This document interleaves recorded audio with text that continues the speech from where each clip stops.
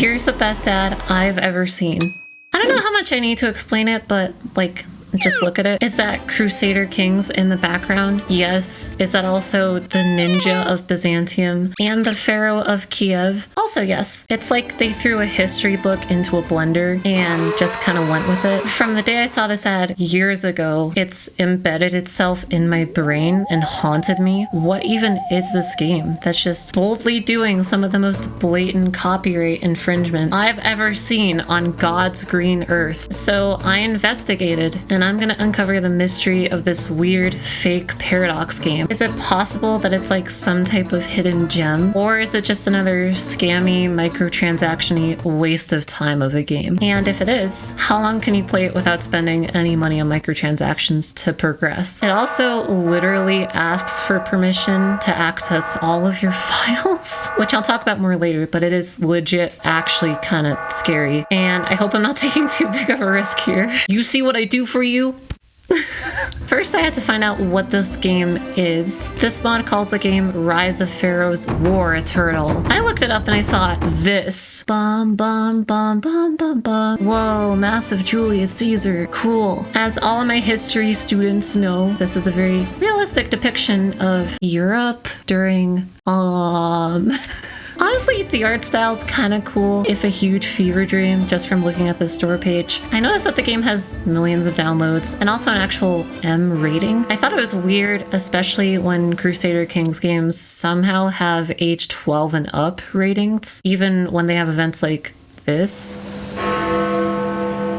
Peggy 12. I guess it's not very mature at all. I started wondering, like, is the combat really intense? Is like the story really intense? It's dumber than that, but again, I'll get to it in a second. Leaving that fever dream of a Play Store behind and still not really knowing what I was getting into, I decided to throw caution to the wind and download it. I was feeling a weird mix of emotions at this point. I was excited by the new adventure, terrified by what could lie in mobile game land, and I was still curious as to how this has anything to do with Crusader Kings 2. I don't really ever play mobile games, so imagine how I felt when I opened the game for the first time and it immediately asked for access to all of my files. I was terrified, to put it lightly, and so I did some research to make sure I wasn't going to get my phone jacked and all of my accounts yoinked, like when Linus Tech Tips became Elon Musk talking about crypto. I found out this game is made by a company called 1MT, a game developer in the Middle East who's developed other games like Revenge of Sultans and Dun Dun Dun Dun Dun Kaizen of Girls.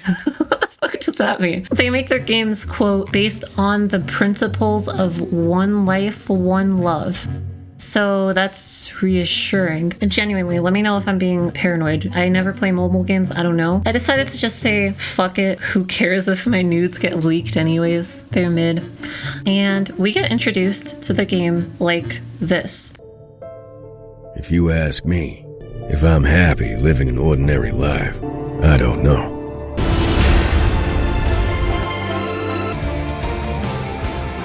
Nothing can hold me back. Good voice acting. Nothing can hold me back. That's good. That's really good. Also, if you're paying attention, that technically makes this whole game an isekai. A bored millennial turned medieval power player or something like that. It's like the game creators like threw a dart at a genre board and just kind of went for the first two that they landed on. Like medieval fantasy, isekai. It's kind of brilliant. I don't know. I guess it's trying to keep the element of surprise alive, much like its advertisements, I suppose. We finally jumped into the world of War Eternal. The first thing that it asks us to do is to pick a type of empire. I'm assuming medieval Europe, maybe like Greece, Persia, and Rome. What I'm guessing is China, and Dominion of the Pharaohs. I really wanted to be the Pharaoh of Kiev, so I went for it. Also, I like that their special troops are Judgment of Osiris, featuring massive attack and lasting damage. What that means, who the hell knows? I can never figure it out. Since I chose Egypt as my civilization, guess what my palace looks like? You guys, it's a pyramid pillar palace, like with jacuzzis and moats and shit. It makes me wonder what kind of palaces players have who choose Rome or China, Colosseum condos, Great Wall villas, like I don't know. And then we get our first taste of gameplay. We start with with our Egyptian palace fortress city complex immediately being overthrown by random barbarians or whatever. We blow the horn, tap, tap, tap, tap, tap, tap, tap, and get our first taste of gameplay. Rain of arrows. Blah! And that's it. Bravo. Bravo. Thank you, everyone. Thank you. It was a huge challenge. I had to move my hand one time in order to press the button, and then I won. I overcame huge adversity. Please clap. And then we meet the characters. Hi, Zaddy. I guess this is supposed to be me. I call myself Pharaoh Don't Sell My Data 99. Couple generations down from Ramses III, if I know my history, which I don't. Seriously, you know how you think of historical characters like these stately, dignified people you've seen in history books and stuff with like statues? Not in this game. They are supermodels, all of them. Not just any supermodels, but supermodels who have been given super soldier serum or like super attractive Jews or whatever. It's kind of like Uncanny Valley how attractive these characters are, like perfect in every way. And I mean that. Is this supposed to be like a 30-ish year old pharaoh or a Marvel superhero? I can't tell. It's like history on steroids, literally. I guess I'm glad that they're objectifying men and women equally, but like it's kind of ridiculous. Honestly, I think that's why this game is actually rated M. It's not the gameplay or the context or anything like that. And actually, Cleopatra in the game is so close to just being actual porn that I can't even show it. Imagine, like, you start off with this elaborate story and set up a world brimming with weird buff historical figures. It's mostly just tapping. Lots of tapping. Tap for story events, tap to upgrade your settlements, tap to fix the broken parts of your palace, tap to try and avoid buying the microtransactions, tap to progress through the game's eccentric plot. It's kind of a lot, and none of it's like really interesting beyond just progressing through menus. The real gameplay, I guess, is in upgrading your palace, building up your army. They start throwing in these timers. Now, you can pay to speed these up with different currencies, and you can always buy more of those currencies with microtransactions. I guess that's always an option. They kind of let you fly through them at first while hinting that, like, yeah, you're gonna have to wait through some timers or give us some money. The only thing actually resembling gameplay strategy I found so far is setting up your units of troops on the field. You don't have many places where you can put them. You have like 4 or 6. Things get even weirder because the only strategy is where you can put what types of troops on certain positions on the field. But for some reason, the game wants you to put your archers up at front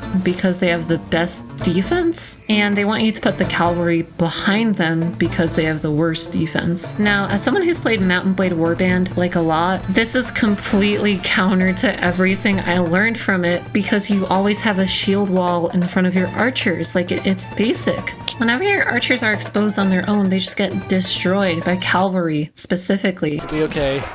We'll be okay. No. No.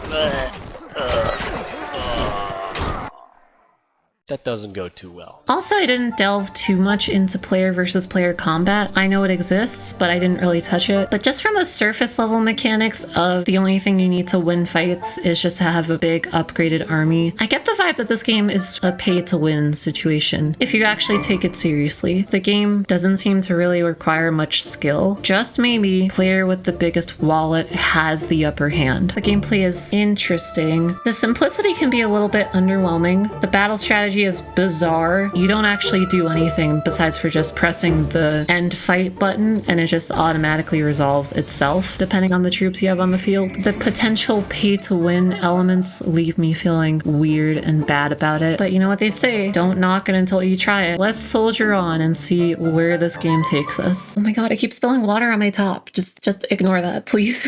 Now let's circle back to the ad that pulled us all into this rabbit hole. You remember the one claiming to have Crusader Kings elements in it? About that, the only thing that Crusader Kings and War Eternal have in common, they both use characters that existed in history, and that's literally about it. And when I say characters that existed in history, I mean like a whole random assortment of them. You have figures like King Arthur, Boudica, Cleopatra. There's no rhyme or reason to it. They kind of just threw in a wild hodgepodge of historical figures across all different sorts of eras and regions. names. It's like someone took a handful of pages from a history book, tossed them into a hat, and then just like pulled out names at random. Ramses is asking you a logic puzzle of what day of the week it is. I forget which one it is, so like let me know what the answer to this question is in the comments. I honestly forget. Does it deliver on the historical fantasy mashup it promises in a chaotic, nonsensical sort of way? Yes. Is it a Crusader Kings clone or ripoff? Definitely not. Not like the ad showed anyways. Speaking of authenticity, it's something I hold dear, not just in the games I play, but in the videos and stuff that I create. While War Eternal has some, let's say, creative inspirations, I really do think it's essential to have your own unique identity. I mean, imagine if I just straight up copied another YouTuber like Alex the Rambler. Hello.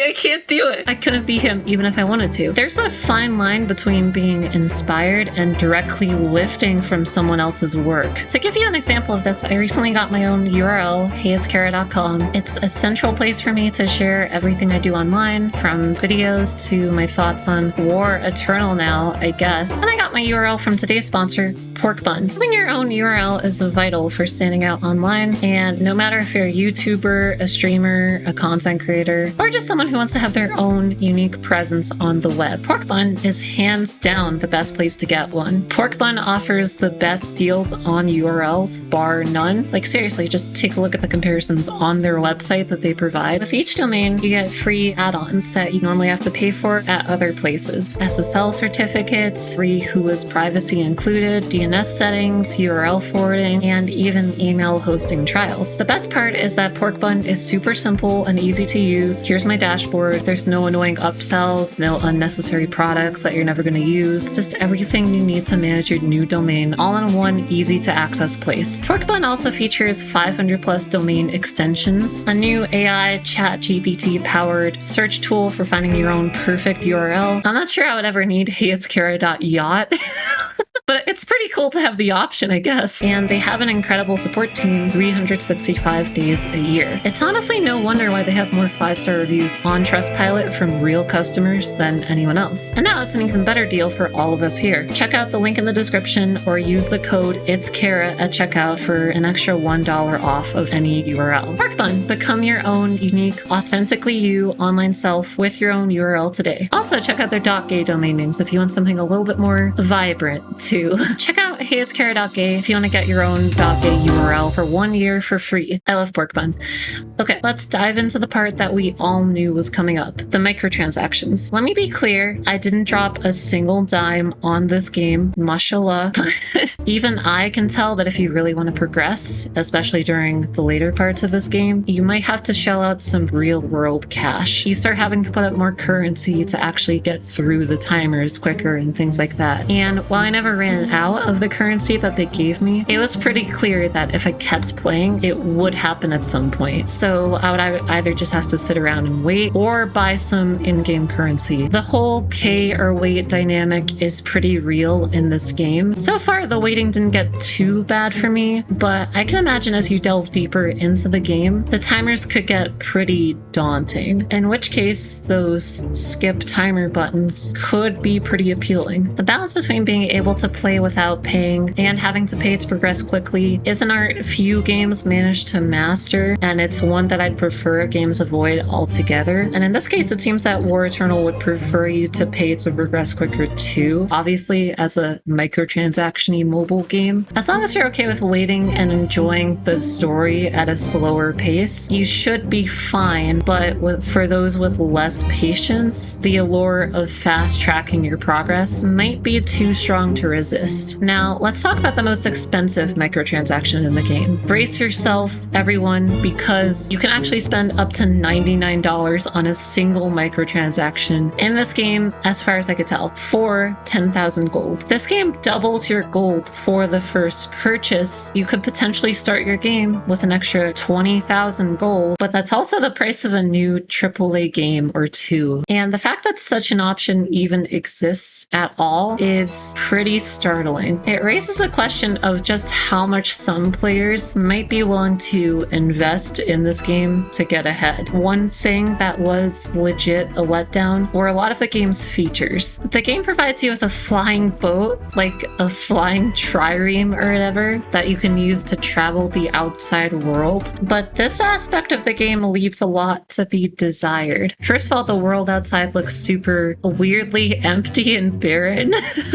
And there's not much you can do over there besides for just press more buttons to explore places, which is basically just waiting for a timer to tick down. Basically just feels like a chore to progress certain quests and plot lines because you're essentially just waiting for timers to progress. There's no real sense of discovery or adventure, just the ticking of a clock. It's kind of like you're playing an incremental game, but more nebulous, villainous even. There's like a tinge of dread just getting through all of the menus. But it's not all bad news. There are some satisfying aspects of War Eternal. The process of upgrading your palace, settlements, and getting better troops and stuff. Something about it is like strangely gratifying. It does give a sense of progression and accomplishment in a weird way. It's like a little city builder nestled within the rest of the game, but not one that you get to control, just one that you get to upgrade piecemeal. I like how your palace looks in a weird sort of abstract way. It's not a masterpiece of storytelling. It's so unpredictable and so weird that it also just kind of leaves you wanting more. It's all pretty over the top, resurrected characters, betrayals left and right, random hordes of invading armies. Like, it's all pretty over the top. That's part of the game's charm, whatever charm it has. So after all of that, what's the final verdict on War Eternal? It's not the worst game I've ever played, especially not for a mobile game, but it's also not the best. I mean, the game mechanics are like bad, and there's certainly a lot of menus and content to get through. Like, it does kind of hold up to the wild and chaotic nature of the game promised by its ads, but only on a very like surface level way, because the heart of the game really is just menus, timers, and trying not to buy the microtransactions, I guess. The marketing especially is the thing that lets the game down. Set an expectation that the game just doesn't really meet. I never thought I'd say this, but there is a distinct lack of pharaohs and ninjas in medieval Europe.